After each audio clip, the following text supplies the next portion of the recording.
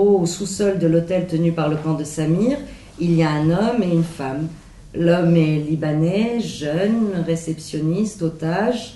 La femme est plus âgée de quelques années, européenne, cliente de l'hôtel où elle devait rejoindre son amant.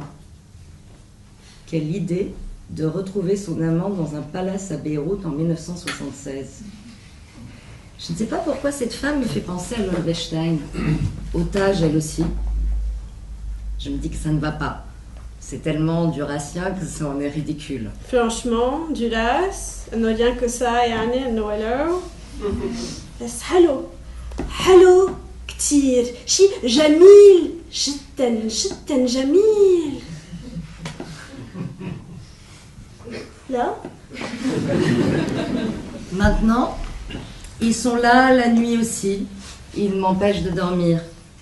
Il y a cette excitation, ce fourmillement dans le ventre, comme à chaque fois que cela arrive, que doucement ils prennent vie et viennent à moi. Qu'ils deviennent tellement plus réels, tellement plus importants que tout le reste. Se raconter des histoires, c'est marcher sur le bord du gouffre de la folie. J'écoute Kalsoum et Dalida parce que c'est ce qu'ils écoutent durant ces nuits d'accalmie. L'homme et la femme, prisonniers dans le bureau au sous-sol, parlent. Samir leur apporte de l'eau dans un seau pour qu'ils se lavent, des cigarettes, une bouteille de whisky. Il laisse la porte entr'ouverte et la voix Kalsoum descend jusqu'à eux. Cet homme et cette femme sont les derniers otages, les autres ont été échangés. Je sais à présent que l'hôtel, Samir, la femme, le jeune homme, ça s'intitule Un, et qu'il y a un deux.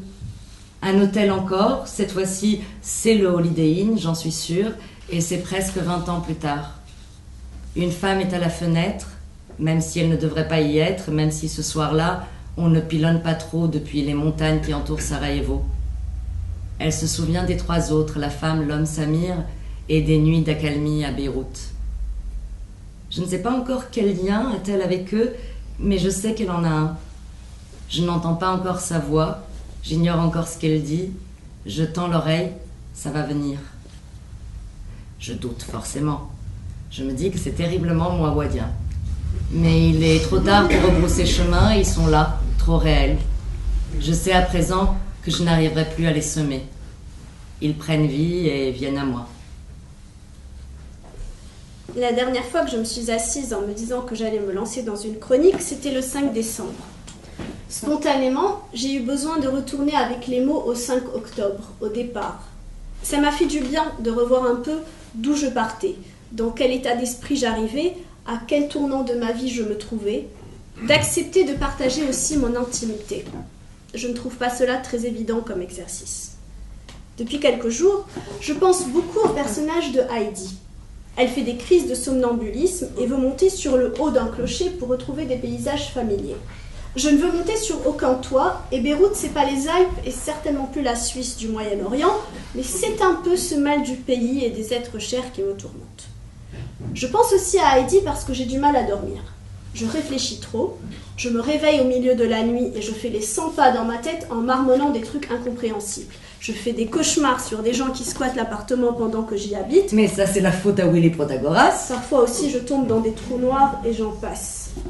Mon état se situe entre celui de l'animal qui mue et celui du vieux papier peint décrépit qui craque et qui découvre toutes les couches qu'il y avait avant lui.